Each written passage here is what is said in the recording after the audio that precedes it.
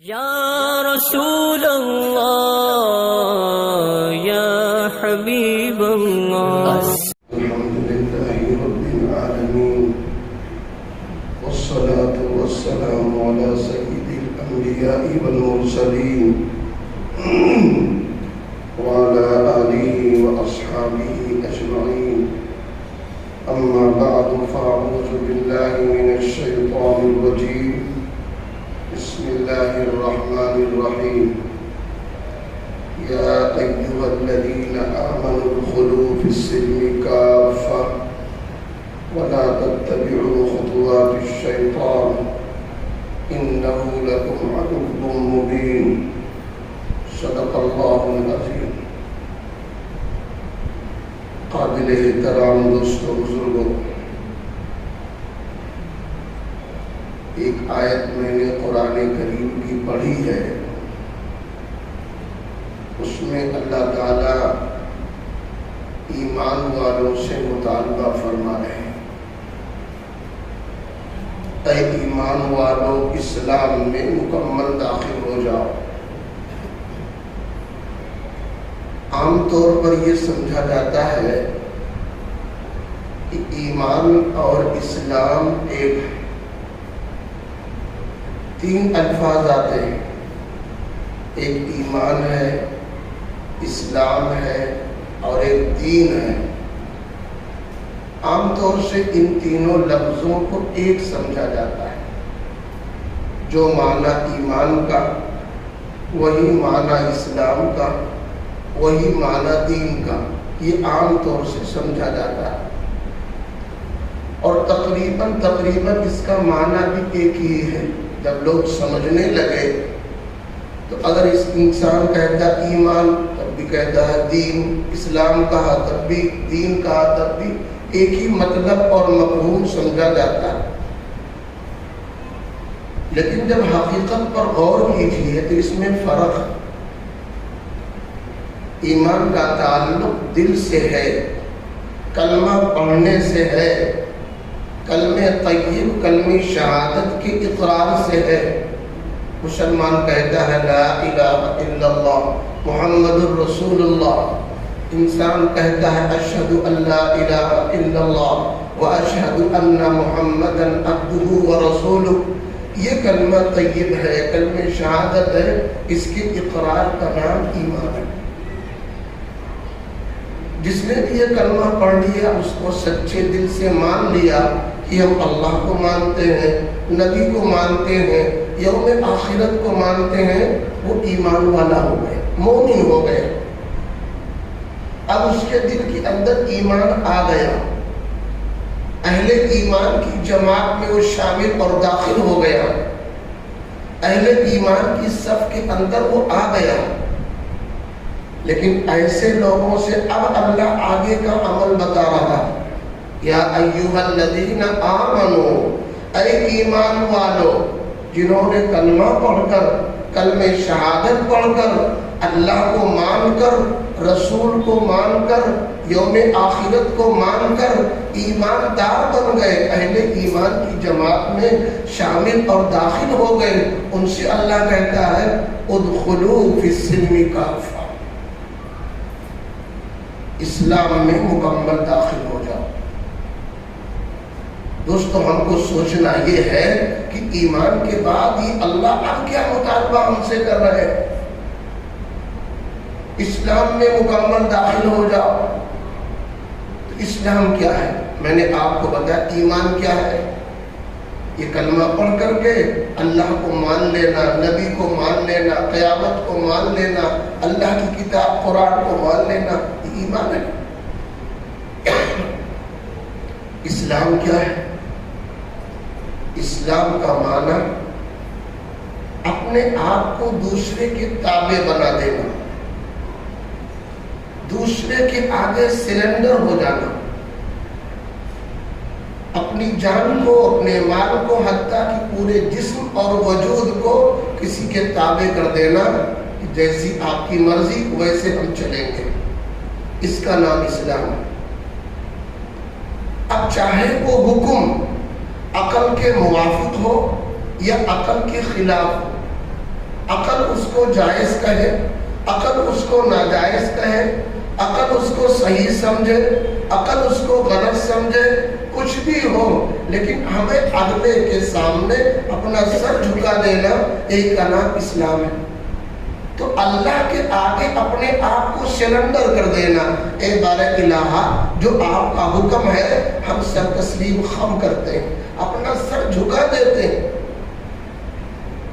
آپ نے دیکھا ہوگا پہلے بیل گاڑی چلتی تھی، جو بیل بہت زیادہ وفادار ہوتے تھے ان کو کہنا بھی لوگ نے پڑتا تھا، وہ خود ہی آ کر کے اور جوئے کے اندر اپنا سر ڈال کر اٹھا دیتے تھے، چلنا شروع کر دیتے تھے۔ وہ اتنے سمجھے سمجھائے تھے انہیں کہنا بھی نہیں، تو وہ سمجھتے تھے میرے مالک کا اشارہ یہی ہے کہ آؤ جوئے کو اپنے سر پہ رکھو گردن پر اور چلنا شروع کر دو، میرے مالک کا منشا ہے، میرے مالک کا اشارہ ہے، وہ ایسا کرنا شروع کر دیتے تھے۔ تو یہ ہے اسلام کا معنی، اپنی گردن کسی کے سامنے جھکا دینا۔ تو اللہ اب ایمان والوں سے کہتا ہے اپنے گردن کو خدا کے سامنے جھکاؤ۔ قرآن کریم میں 26 پیغمبروں کا نام ہے، واقعات ہیں، کسی کی زندگی کا کوئی پہلو ہے، کسی کی زندگی کا کوئی پہلو۔ حضرت ابراہیم علیہ السلام کا ایک واقعہ قرآن نے بیان کیا کہ اللہ تعالیٰ نے حکم دیا تم اپنے بیٹے کو ذبح کر دو۔ ابراہیم علیہ السلام کو اللہ نے بیٹا بھی دیا، بڑی امنگوں کے بعد، بڑی تمناؤں کے بعد، آرزوؤں کے بعد، دعاؤں کے بعد 99 سال کی عمر میں اللہ نے ایک بیٹا دیا، حضرت اسماعیل۔ اب وہ بیٹا جب کچھ بڑا ہوا، چلنے پھرنے لگا، دوڑ دھوپ کرنے والا بنا، اس لائق بنا کہ اپنے بوڑھے باپ کا سہارا بن سکے، ان کے کچھ کام آ سکے۔ تو اللہ تبارک تعالیٰ کا حکم ہوا اے ابراہیم اپنے بیٹے کو میرے لیے ذبح کر دو۔ اب یہ حکم عقل کے مطابق نہیں ہے، ایک بیٹے کو ذبح کرنا یہ کہاں عقل میں آنے والی بات ہے؟ اور اس سے پہلے جب سے دنیا قائم ہوئی اب اس زمانے تک ایسا کبھی واقعہ پیش نہیں آیا کہ باپ اپنے بیٹوں کو ذبح کر دیں۔ تو یہ حکم عقل کے خلاف ہے، انصاف کے خلاف ہے، انسانیت کے خلاف ہے۔ لیکن ابراہیم علیہ السلام ادھر اللہ کا حکم آیا، چون چرا نہیں کیا، بحث مباحثہ نہیں کیا کہ اللہ آپ نے بڑھاپے کی عمر میں ہم کو بچہ دیا، بڑی دعاؤں کے بعد، بڑی امنگوں کے بعد، بڑے آرزو کے بعد آپ نے مجھے ایک چاند جیسا بیٹا عطا کیا، اب آپ کہہ رہے ہو کہ اس کو ذبح کر دو۔ ذبح کرنے میں کیا فائدہ، کیا حکمت، کیا مصلحت، کیوں کروں، کیا اس سے نفع ہوگا؟ کچھ نہیں پوچھا۔ اللہ کا حکم ہے کرنا ہے۔ اللہ نے امتحان لیا حضرت ابراہیم کا، دیکھیں ذبح کرتا نہیں کرتا، میرے حکم کی ویلو زیادہ ہے یا بیٹے کی اہمیت اور محبت زیادہ ہے؟ لیکن آگے ابراہیم علیہ السلام نے اپنے بیٹے کو جانچنا چاہا کہ میرا بیٹا کس درجے کا ہے، اور ہر ماہر استاذ اور محنت کرنے والا، تربیت کرنے والا، وہ اپنی محنت کا جائزہ لیتا رہتا ہے کہ ہم جو محنت کر رہے ہیں میری محنت کا کتنا اثر ہے، کتنا پھل دکھ رہا ہے، دکھنا بھی چاہیے۔ انہوں نے بیٹے کو بلا کر اور سامنے بات رکھی، ایک گفتگو کی۔ اللہ تعالیٰ نے قرآن کریم میں بڑے پیارے انداز میں اس کو نقل کیا، یا بنی انی اری فی المنام انی اذبحک فانظر ماذا تری۔ اے میرے بیٹے میں نے خواب دیکھا ہے کہ میں تمہیں ذبح کر رہا ہوں، تمہاری کیا رائے ہے؟ یہ باپ نے دو ٹوک پوچھا، یا بنی انی اری فی المنام انی اذبحک فانظر ماذا تری۔ اے میرے بیٹے میں نے خواب دیکھا ہے، ہم تمہیں ذبح کر رہے ہیں، تمہاری کیا رائے ہے؟ اب بیٹا بھی پوچھتا ابا کیوں ذبح کرو گے؟ ہماری جان کیوں مارو گے؟ ہم کو کیوں فنا کرو گے؟ ہماری کیا غلطی ہے؟ ہمارا کیا قصور ہے؟ ہم نے کون سا جرم کیا ہے؟ کون سی آپ کی شان میں گستاخی کر دی ہے؟ کون سا ظلم میں نے ڈھایا ہے؟ کیا میرا قصور ہے؟ بیٹا پوچھ سکتا تھا، لیکن بیٹے نے کوئی چونچرا نہیں کیا، عقل نہیں لگایا، دماغ نہیں دوڑایا۔ ادھر باپ نے کہا یہ اے میرے بیٹے میں نے خواب دیکھا، اللہ کا حکم ہے۔ اگر ابراہیم کہتے میری رائے ہے تو بیٹا پوچھتا بھی، لیکن ابراہیم کہتے انی ارا فی المنام، میں نے خواب دیکھا ہے، اور خواب میں اللہ نے حکم دیا بیٹے کو ذبح کرو، تو تیرا ذبیحہ اللہ کے حکم سے ہونے جا رہا ہے۔ بیٹے نے بھی کوئی سوال جواب نہیں کیا، فوراً دو ٹوک جواب دیا، یا ابت افعل ما تؤمر ستجدنی انشاءاللہ من الصابرین۔ اے میرے والد محترم، جو آپ نے خواب دیکھا وہ کرو۔ ہاں، ذبح کرنے میں چھری چلے گی، چاقو چلے گی، آپ چلائیں گے، گلا کاٹیں گے، مجھے تکلیف پہنچے گی، میرا خون بہے گا، میری رگ کٹے گی، میرا گلا کاٹا جائے گا، مجھے تکلیف ہوگی، ستجدنی انشاءاللہ من الصابرین، میں اس پر صبر کروں گا، آہو بکا نہیں کروں گا، گریہ زاری نہیں کروں گا، واوے لکشور نہیں بچاؤں گا، صبر کروں گا وہ اس پر۔ اب دوستو باپ تیار ہو گیا، بیٹا بھی تیار ہو گیا، دونوں لوگ گئے مینا کے میدان میں، اور جب ذبح کرنے کا نمبر آیا، قرآن نے اس موقع پر استعمال کیا فَلَمَّا أَسْلَمَا، دونوں مسلمان ہو گئے۔ قرآن نے کہا فَلَمَّا أَسْلَمَا وَتَلَّهُ لِلْجَبِينِ، دونوں میرے حکم کو پورا کرنے کے لیے تیار ہو گئے، باپ ذبح کرنے کے لیے اور بیٹا ذبح ہونے کے لیے۔ فَلَمَّا أَسْلَمَا، یہ ہے اسلمہ کا معنی، اسلام کا معنی، کہ جو مالک کا حکم ہے ہم اس کام کے لیے تیار ہیں، دنیا میں میرا کیا نفع کیا نقصان، میں کام کیوں کروں، اس سے سرے، اس سے کوئی مطلب نہیں، بس میرے اللہ کا حکم ہے، میرے مالک کا حکم مجھے کر گزرنا ہے۔ فلما اسلم، اس موقع پر اللہ پاک نے استعمال کیا، دونوں تیار ہیں، باپ تیار ہے ذبح کرنے کے لیے، بیٹا تیار ہے ذبح ہونے کے لیے، وَتَلَّهُ لِلْجَبِينِ، اور باپ نے بیٹے کو پیشانی کے بل لٹا بھی دیا۔ تو اسلام کا کیا معنی ہوا؟ اپنے آپ کو خدا کے حوالے کر دینا، یہ اسلام کا معنی ہے دوستو۔ اسلام کا یہ معنی کہ مسلمان اپنے آپ کو خدا کے حوالے کرے، اپنے آپ کو خدا کے سامنے سرنڈر کر دے، یا اللہ میری کوئی مرضی نہیں، میری کوئی چاہت نہیں، میرا کوئی وہ نہیں، جو تیرا حکم ہوگا ہم اس کے لیے تیار ہیں۔ دیکھیے جو لوگ بلا چون چرا اللہ کا حکم مان لیتے ہیں، صحیح معنوں میں وہی اللہ کے محبوب بندے ہیں۔ علم کے حاصل ہونے کے لیے 3 طریقے ہیں۔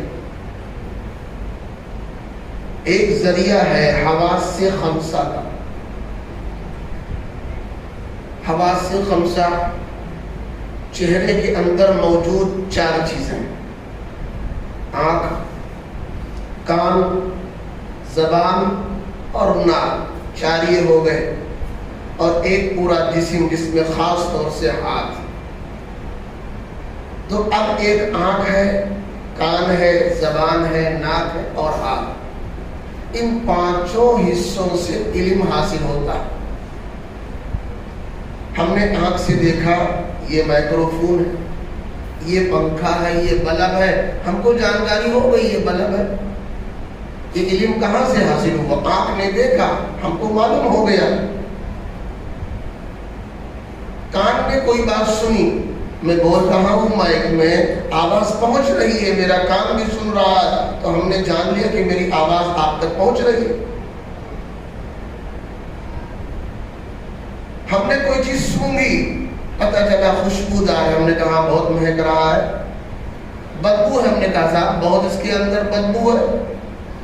سونگ کر ہم نے ایک چیز معلوم کر لی. کوئی چیز ہم نے کھائی چکھی، معلوم ہو گیا کہ صاحب نمکین ہے، یہ میٹھا ہے، کم ہے، زیادہ ہے، ہم نے گرم ہے کہ ٹھنڈا ہے، اس کا اندازہ ہو گیا. اسی طرح چھو کر کے ہم نے پتہ لگایا یہ مائک ہے، بڑا سخت ہے، لوہے سے بنا ہوا ہے. تو یہ 5 ذریعے ہیں علم کے حاصل ہونے کے. آنکھ ہے، کان ہے، ناک ہے، زبان ہے اور ہاتھ ہے. سب کا ایک دائرہ ہے.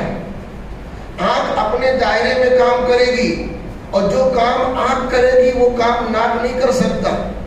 جو کام آنکھ کرے گی وہ کام نہیں کر سکتا.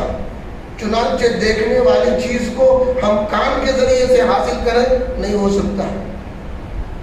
کان کے ذریعے حاصل ہونے والی چیز کو آنکھوں کے ذریعے ہم معلوم کرنا چاہیں نہیں پتہ چل پائے گا. سننے والی چیز کو ہم کہیں آنکھ سے پتہ لگائیں گے، پتہ چلے گا. ہم کو بیوقوف لوگ کہیں گے کہ یہ ذریعہ تو کان کا ہے، یہ عمل کان کا ہے. سننے والا عمل تو کان کرے گا، آنکھ نہیں کر سکتی ہے.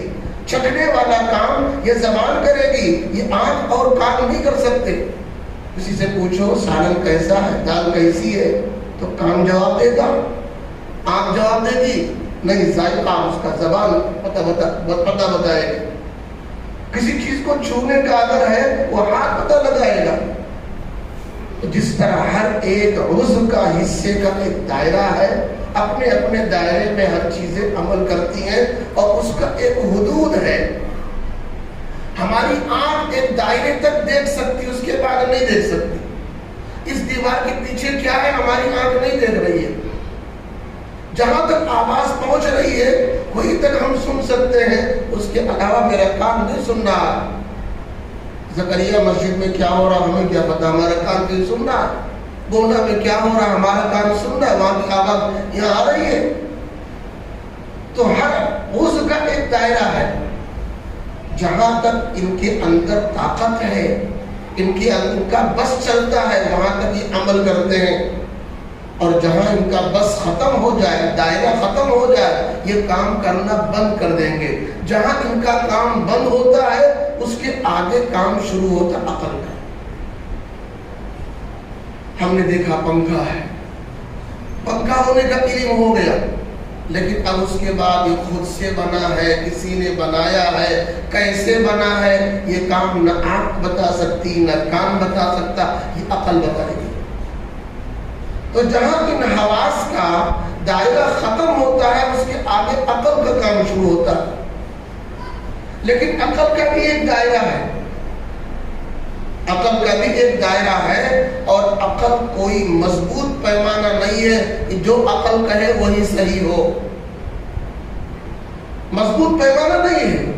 حاکم تک علم حاصل ہونے کا ایک ذریعہ ہے کہ عقل سے بھی بہت سارے علوم، بہت ساری چیزیں معلوم ہو جاتی ہیں، لیکن یہ ضروری نہیں ہے کہ جو عقل کہے وہ صحیح بالکل ہو. اور عقل کا بھی ایک دائرہ ہے.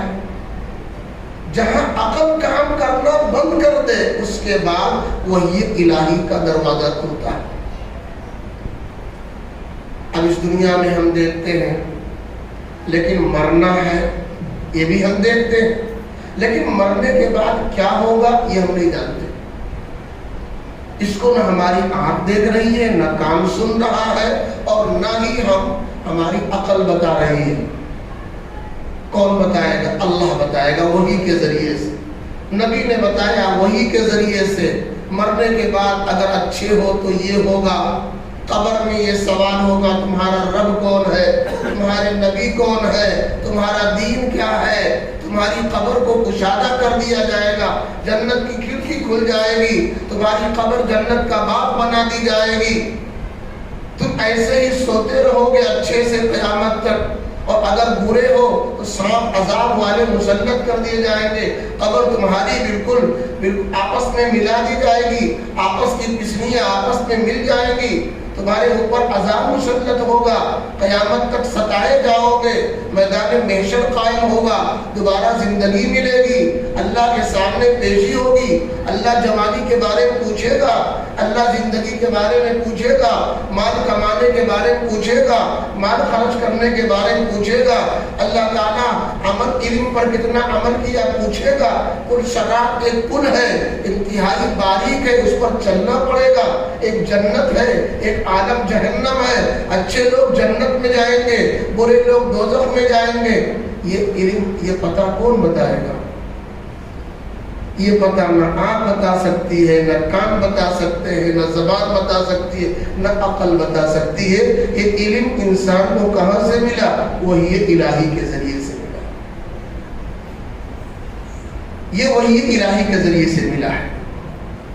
تو جب اللہ کا جو حکم ہے کہ مسلمان بنو، اپنے آپ کو خدا کے سامنے جھکا دو، تو عقل سے بات سمجھ میں آئے تب بھی جھکاؤ، عقل میں بات نہ آئے تب بھی اپنے آپ کو خدا کے حوالے کر دو،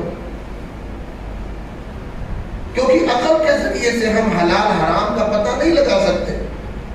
بے گوشت سب برابر ہے، چاہے مرغی کا ہو، چاہے بکری کا ہو، چاہے سور کا ہو، کتے کا ہو، گوشت تو سب برابر ہے۔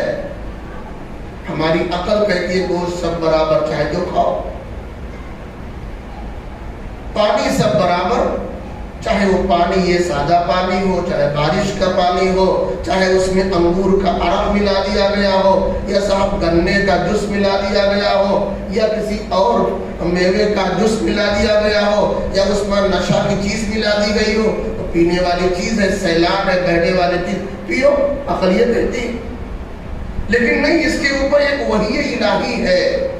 اللہ نے کہا نہیں، تم فلاں چیز کھا سکتے ہو، خنزیر آپ کے لیے حرام ہے، کتا آپ کے لیے حرام ہے، درندے آپ کے لیے حرام ہے، سبا آپ کے لیے حرام ہے، وہ پرندے آپ کے لیے حرام ہے جو پنجوں سے شکار کرتے ہیں، چیر پھاڑ کر کھانے والے جانور جن کو سبا اور درندہ کہا جاتا، وہ آپ کے لیے حرام ہے۔ یہ پتہ کس نے لگایا؟ نہ عقل سے پتہ چلا اور نہ ہاتھ پاؤں کان سے پتہ چلا، وہ یہ الہی سے پتہ چلا۔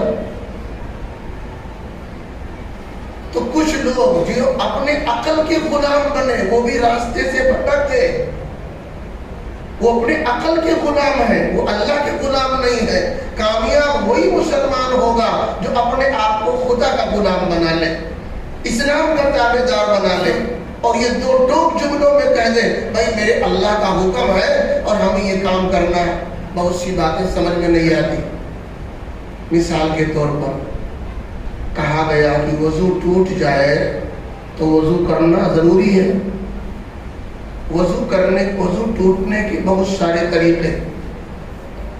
آدمی سو گیا لیٹ کر، وضو ٹوٹ گیا۔ آدمی لیٹ کر سو گیا، اس کا وضو ٹوٹ گیا۔ پیشاب کرنے چلا گیا، وضو ٹوٹ گیا۔ پاخانہ کرنے چلا گیا، وضو ٹوٹ گیا۔ ری خارج ہو گئی، ہوا نکل گئی، روٹ کیا ہے، وضو ٹوٹ گیا۔ لیکن اب بتاؤ، ری خارج کہاں سے ہوتی ہے؟ پاخانے کی جگہ سے۔ ہوا نکلی پاخانے کی جگہ سے، اور آپ دھو کیا رہے ہیں؟ ہاتھ، چہرہ، سر کا مسا، پاؤں۔ تو ہوا نکلی پاخانے کی جگہ اور وضو میں آپ ہاتھ پاؤں دھل رہے ہیں۔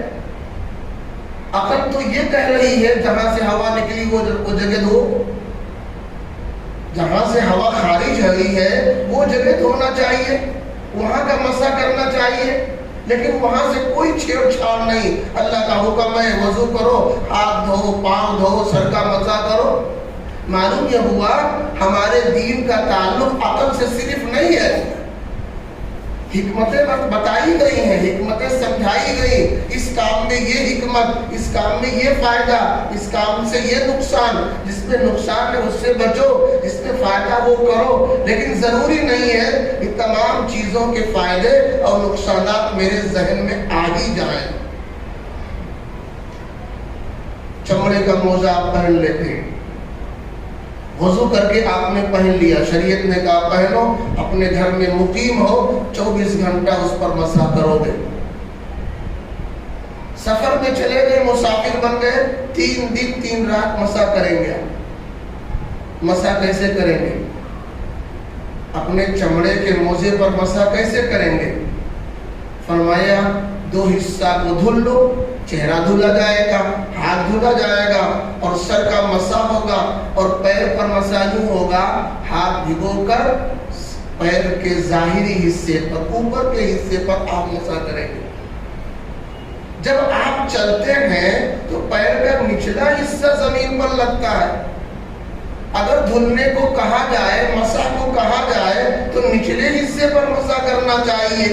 عقل تو یہ کہتی ہے دھول لگے گی، گرد غبار لگے گا تو پیر کے نچلے حصے پر لگے گا، لیکن مسح کرنے کا حکم کہاں ہے؟ اوپر والے حصے پر۔ عقل میں تو بات نہیں آتی ہے۔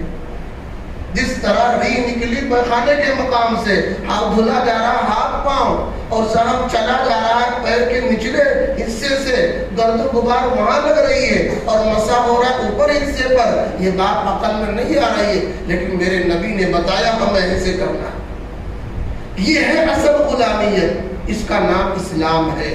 جو اللہ نے کہہ دیا، نبی نے بتا دیا، میرے عقل میں آئے تب بھی، میرے عقل میں نہ آئے تب بھی اسے ہمیں کرنا ہے، اسی دوستوں ہمیں کرنا ہے، اور اس میں ہمارا فائدہ ہے۔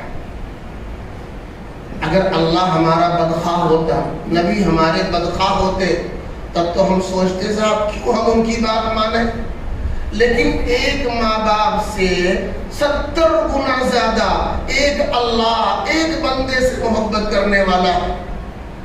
جس طرح سچے ماں باپ اپنے بچوں کے بدخواہ نہیں بن سکتے، تو اللہ ہرگز اپنے بندوں کا بدخواہ نہیں ہو سکتا۔ اپنے ماں باپ اپنے بچوں کے بدخواہ نہیں ہو سکتے، تو 70 گنا زیادہ محبت رکھنے والا وہ اللہ جو ہمارا خالق ہے، مالک ہے، روزی دینے والا، زندگی موت کا مالک ہے، وہ کیسے ہمارا بدخواہ ہو سکتا ہے؟ لہذا جو اس کا آرڈر ہو، جو اس کا حکم ہو، ہم کو سر تسلیم خم کر دینا چاہیے۔ کہاں کہاں؟ خالی نماز میں، مسجد میں ہم مسلمان دکھتے ہیں، عبادت خانوں میں مسلمان دکھتے ہیں، عیدگاہ میں ہم مسلمان دکھتے ہیں، قبرستان میں ہم مسلمان دکھتے ہیں، لیکن دوستو یہ دین کا ایک حصہ ہے۔ دین کے چوتھائی حصے پر ہم عمل کرتے ہیں، 3 حصہ دین کا دوسرا ہے۔ معاملہ، معاشرہ، رہن سہن، اخلاق، چھوٹوں کے ساتھ کیسے رہنا، بڑوں کے ساتھ کیسے رہنا، کس انداز سے ہمیں ملنا، یہ دین کے 3 حصے اور ہیں جو اہم ہیں، جن کا تعلق حقوق العباد سے ہے، اور وہ حقوق اللہ کے مقابلے میں زیادہ اہم ہے۔ اس میدان میں ہم مسلمان نہیں دکھتے، دکانوں پر ہم مسلمان نہیں دکھتے، ہم معاشرے میں مسلمان نہیں دکھتے، ہم اخلاقیات کے میدان میں مسلمان نہیں دکھتے۔ معلوم یہ ہوا کہ دین کے ایک چوتھائی حصے پر آج ہم مسلمان دکھتے ہیں اور 3/4 حصے پر ہم مسلمان نہیں دکھتے۔ تو 1/4 ہمارے اندر اسلام ہے اور 3/4 حصہ نہیں ہے۔ اللہ کا کیا فرمان ہے؟ یا ایھا الذین آمنوا ادخلوا فی السلم کافہ، اے ایمان والو اسلام میں مکمل آؤ۔ جس طرح تمہاری نماز میں اسلام دکھتا ہے، روزہ میں، حج میں، زکوٰۃ میں، مسجد میں، قبرستان میں، جنازے میں، عیدگاہ میں، اسی طرح تم بازار میں مسلمان دکھو، معاملات میں مسلمان دکھو، شادی بیاہ میں مسلمان دکھو، عقیقے میں مسلمان دکھو، خوشی اور غمی میں مسلمان دکھو، کفن اور دفن میں مسلمان دکھو، بٹوارے میں مسلمان دکھو، وراثت میں مسلمان دکھو، پڑوسی کے ساتھ رہنے میں مسلمان دکھو، اخلاقیات میں، معاشرات میں، شوہر اور بیوی میں مسلمان دکھو، باپ اور اولاد میں مسلمان دکھو، ہر شعبے میں مسلمان دکھنا ہے۔ یہ ہے اسلام میں مکمل آنے کا مطلب۔ دوستو آج ہم ان شعبوں میں، زندگی کے ان حصوں میں ہم مسلمان نہیں دیکھتے۔ 5 وقتہ نمازی یہاں ہے، اس کو یہاں دیکھو، اور جب وہ اپنی دکان کی گدی پہ بیٹھتا ہے تب اس کو دیکھو۔ اور یہ بات یاد رکھو، عبادات کی کوتاہی سے اللہ ناراض کم ہوتا ہے، اور بقیہ جو 3 حصے دین کے اور ہیں اس میں کوتاہی آئے تو اللہ زیادہ ناراض ہوتا، اور اللہ پکڑ فرماتا ہے۔ تک تاریخ میں ایسا نہیں گزرا کہ کسی قوم کے اندر نماز کم پڑھی جا رہی تھی اس لیے اللہ کا عذاب آ گیا، کسی قوم کے اندر روزے کم رکھے جا رہے تھے اس لیے اللہ کا عذاب آ گیا، کسی قوم میں قربانی کم دی جا رہی تھی اس لیے اللہ کا عذاب آ گیا، کسی قوم نے حج کم کیا اس لیے اللہ کا عذاب آ گیا، لیکن پورا قرآن بھرا پڑا ہے، احادیث کا ذخیرے میں بھرا پڑا ہے، قوم نے ناپ تول میں کمی کی اللہ کا عذاب آ گیا، قوموں کے اندر خباثت پھیل گئی، عورتوں کے بجائے انہوں نے اپنا سکون اور اپنا نفسانی خواہشات مردوں کے ساتھ پورا کرنے لگ گئے، اللہ کا عذاب آ گیا، عقیدے میں کوتاہی آئی، اللہ کا عذاب آ گیا، عبادات کے اندر کوتاہی سے اللہ کا عذاب نہیں آیا، لیکن معاملات کی گڑبڑی سے، عقیدے کی گڑبڑی سے اللہ کا عذاب آیا۔ تو آج تو ہم اللہ کا عذاب خود مول لے رہے ہیں، دعوت دے رہے ہیں، اپنے معاملات کو بگاڑ لیا ہے، اپنے معاشرے کو بگاڑ لیا، اپنے اخلاق کو بگاڑ لیا، صاحب تو ہم تو اللہ کے عذاب کو خود دعوت دے رہے ہیں۔ اس کی اصلاح نماز پڑھنے سے نہیں ہوگی، اس کی اصلاح روزہ رکھنے سے نہیں ہوگی، یہ بھی ایک اہم عبادت ہے، اللہ کو راضی کرنے کا ذریعہ ہے، لیکن اسی کے ساتھ ساتھ جو زندگی کے اور حصے ہیں وہاں بھی ہمیں اسلام دکھانا چاہیے۔ اللہ ہم سے یہ مطالبہ کر رہا، جیسے مسجد میں مسلمان ہو، یہاں پہ اسلام میں دکھ رہے ہو، ایسے دکانوں میں بھی دکھو، اپنے بیوی کے ساتھ رہو وہاں بھی مسلمان دکھو، اور نبی کا طریقہ وہاں بھی لاؤ۔ ہم اور آپ تو خالی ایک بیوی، اس کا بھی نکاح نہیں ہو سکتا، نبی کے پاس 9 بیویاں ایک ساتھ ہیں، کوئی مکہ کی ہے، کوئی مدینے کی ہے، کوئی خاندان کی ہے، کوئی غیر خاندان کی ہے، اور نبی سب کے ساتھ نکاح کر رہے ہیں، حسن اخلاق کا مظاہرہ آپ کر رہے ہیں، حسن معاشرت کا آپ مظاہرہ کر رہے ہیں، کسی بیوی کو یہ شکایت نہیں ہے کہ اللہ کے نبی میرا حق نہیں ادا کر رہے ہیں۔ اتنے بڑے نبی ہونے کے باوجود، اتنے بڑے سپہ سالار ہونے کے باوجود، اللہ کے بعد اتنا بڑا رتبہ اور مقام رکھنے والا بندہ دنیا میں پیدا ہی نہیں ہوا۔ یہ سب کچھ، ساری شرافت، ساری کرامت، سارے رتبے، سارے عہدے آپ کے پاس ہیں، اس کے باوجود کیا کرتے ہیں؟ کہیں اپنا کپڑا سل رہے ہیں، کہیں اپنے جوتے میں ٹاکا لگا رہے ہیں، کہیں گھر میں جھاڑو دے رہے ہیں، کہیں عورتوں کے کام کاج میں مدد کر رہے ہیں۔ یہ اللہ کے نبی صلی اللہ علیہ وسلم کی سنت ہے۔ کبھی بیویوں کو ہنسا رہے ہیں، کہیں ان کی دل لگی فرما رہے ہیں، کہیں ان کو سکون دے رہے ہیں، کہیں انہیں تسلی کے جملے بول رہے ہیں، یہ بھی عبادت ہے، یہ عبادت ہے۔ آج انسان نہ اپنے میاں بیوی کے درمیان مسلمان دکھتا ہے، دکانوں میں مسلمان نہیں دکھتا، ماں باپ کے ساتھ مسلمان نہیں دکھتا، زندگی کے دیگر شعبوں میں اسلام نہیں ہے۔ اس کا مطالبہ اللہ کا رہا، ادخلوا فی السلم کافہ، اسلام میں مکمل داخل ہو جاؤ۔ اللہ کے نبی علیہ الصلوۃ والسلام کی خدمت کر رہے ہیں حضرت انس رضی اللہ تعالی، ایک لمبے زمانے تک وہ خدمت کر رہے ہیں،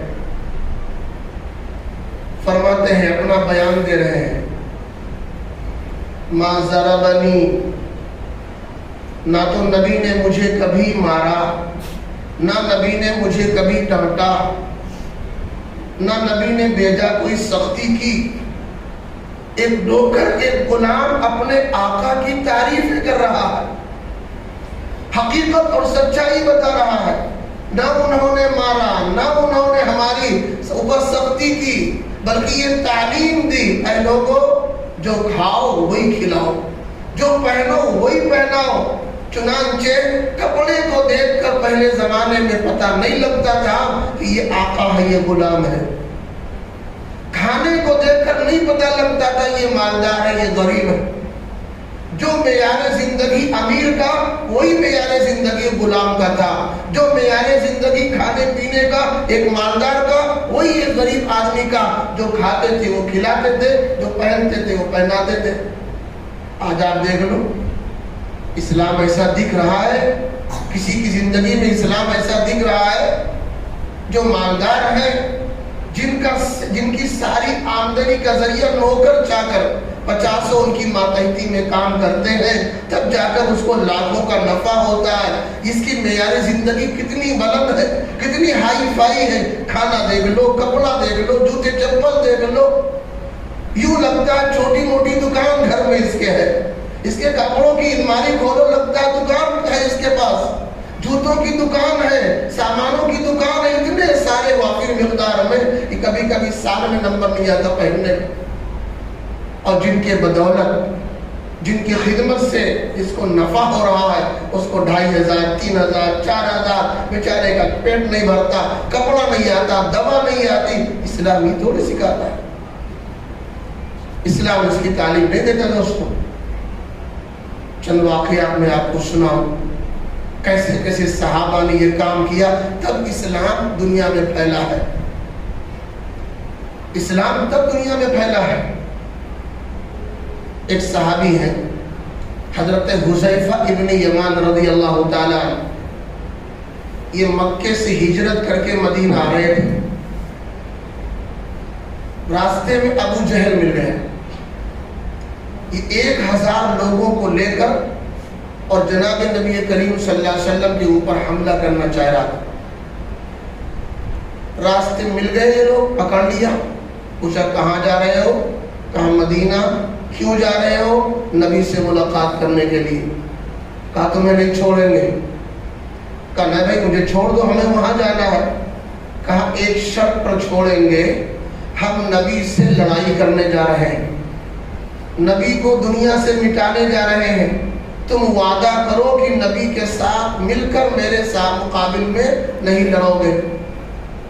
باپ بیٹا ہیں، حضرت حذیفہ بھی ہے، ان کے ابا یمان بھی ہے، حذیفہ ابن یمان، دونوں باپ بیٹا۔ انہوں نے وعدہ کر لیا کہ خالی ملاقات کریں گے مدینہ جا کر، نبی کے ساتھ ہم آپ کو سے مقابلہ نہیں کریں گے۔ چھوڑ دیا اس نے۔ یہ دونوں حضرات آئے، جب مدینہ پہنچے تو اللہ کے نبی صلی اللہ علیہ وسلم اپنے 313 صحابہ کو لے کر نکل چکے تھے۔ راستے میں ملاقات ہوئی۔ وہ زمانہ افراد کی قلت کا زمانہ تھا، ایک ایک کو لے کر اور سب کو ملا کر ساری تعداد جو مشتمل ہے 313 افراد پر، نبی کو ضرورت ہے ہمارے ساتھ اور افراد ہوں، نبی کو ضرورت ہے ہمارے ساتھ اور اسباب ہوں۔ کل 70 گھوڑے، کل 70 اونٹ، 2 گھوڑے، 8 تلوار فقط ہیں، کسی کے ہاتھ میں لاٹھی ہے، کسی کے ہاتھ میں ڈنڈا ہے، اور یہ 313 1000 کا مقابلہ کرنے جا رہے ہیں، جو مسلح ہیں، ہر چیز سے لیس اور تیار ہیں، ان کے سامنے جا رہے ہیں۔ یہ دونوں حضرات آئے، اسی لیے بدر کی بڑی تعریف ہے، اللہ کے نبی نے دعائیں کی ہیں، ان کے لیے بشارت ہے۔ یہ دونوں حضرات بھی دل سے چاہنے لگے کہ اللہ کے نبی میں بھی اس میں شریک ہونا چاہتا ہوں۔ آپ نے فرمایا نہیں، تم نے ایک عہد کیا ہے، تم نے ایک عہد کیا ہے کہ ہم نبی کی خالی زیارت کریں گے، خالی ملاقات کریں گے، لہذا تم میرے ساتھ جنگ کے اندر شریک نہیں ہو سکتے۔ اب آپ پتہ شدید ضرورت ہے، بے انتہا ضرورت ہے، لیکن ایک دشمن سے بھی کیا ہوا وعدہ اس کے خلاف کرنے کی اجازت نہیں ہے۔ آج ہے ایسا کوئی؟ ہمارا اسلام کہیں دکھ رہا ہے؟ ہم تو ایک رسمی وعدہ کرتے ہیں۔ ایک صحابی مشہور ہے معاویہ رضی اللہ تعالی، ان کے بارے میں جو لوگ نہیں جانتے ہیں بڑی گستاخی کرتے۔ یہ نبی کے رشتہ دار ہیں، نبی کے خاندان ہیں، ابو سفیان کے بیٹے ہیں، اور ابو سفیان نبی کے کون ہے؟ خسر ہیں، سسر ہیں، یہ نبی کے سگے سالے ہیں۔ ابو معاویہ رضی اللہ تعالیٰ ملک شام میں رہتے ہیں، بغل میں روم والے ہیں، روزانہ ان کی اور رومیوں سے ٹھڑی رہتی تھی۔ ایک مرتبہ ایک عہد ہوا کہ کچھ دن کے لیے جنگ روک دیں، چنانچہ دونوں نے روک دیا۔ امیر معاویہ رضی اللہ تعالیٰ بڑے عقل مند تھے، خاص طور سے جنگ سے بڑے ماہر تھے۔ انہوں نے پہلے ہی تیاری شروع کر دی اور لے جا کر اپنے افراد کو، فوجوں کو سرحد پر لگا دیا کہ جب ہمارا معاہدہ ختم ہوگا تب ہماری فوج آگے بڑھے گی، معاہدے سے ہم خلاف نہیں کریں گے۔ چنانچہ انہوں نے تیاری پہلے کی اور لے جا کر وہاں رکھ دیا۔ جیسے ٹائم مکمل ہوا ان کی فوج اندر گئی اور علاقہ فتح کرتے ہوئے کافی حصے کو فتح کر لیا۔ چند دنوں کے بعد ایک صحابی دوڑے گھوڑے پر سوار ہو کر آئے۔ امیر معاویہ نے دیکھا، ارے کون آ رہا ہے؟ دیکھا عمر ابن ابصر رضی اللہ تعالیٰ عنہ پکارتے ہوئے، قفو عباد اللہ، قفو عباد اللہ، اے اللہ کے بندوں ٹھہرو، اللہ کے بندوں ٹھہرو۔ امیر معاویہ نے پوچھا، رک گئے، کیا بات ہے بھائی، کیوں اتنا چیخ چلا رہے ہو؟ انہوں نے کہا، امیر صاحب وفا اللہ غدر، وفا اللہ غدر، میرا اسلام وفاداری کا مذہب ہے، وفاداری سکھلاتا، غداری نہیں ہے، وفاداری کا مذہب ہے، غداری کا نہیں ہے۔ کہا میں نے کیا کیا؟ ہم تو وعدے کے مطابق، جب تک میرا وعدہ تھا ہم نے کچھ نہیں کیا، جب ہماری مدت ختم ہوئی تب ہم نے سبقت کی ہے، پہل کی ہے۔ کہا نہیں، یہ اگلے والے کو اطلاع نہیں ہے، ہمارے مخالف کو اطلاع نہیں ہے۔ کیا ہونا چاہیے؟ تو یہ ہوا جتنے علاقے فتح کر لیے گئے ہیں وہ سارے علاقے واپس کر دیے جائیں۔ چنانچہ وہ تمام علاقے ان کو فتح کر لیا تھا، وہ خالی کسی ایک بات کو لے کر کے سارے وہ علاقے واپس کر دیے گئے۔ آپ دوستو ہے ایسا اسلام میں کوئی؟ یہ نظریات جب اسلام نے پیش کیا ہے تو لوگ جوق در جوق خوشی خوشی اسلام میں آئے۔ آج ہم مسجد میں کیا کرتے ہیں کیا پتہ لوگوں کو؟ ہم کیسے نماز پڑھتے، کیسے روزہ رکھتے، ہم کیسے حج کرتے، کیسے زکوٰۃ دیتے، کیا پتہ لوگوں کو؟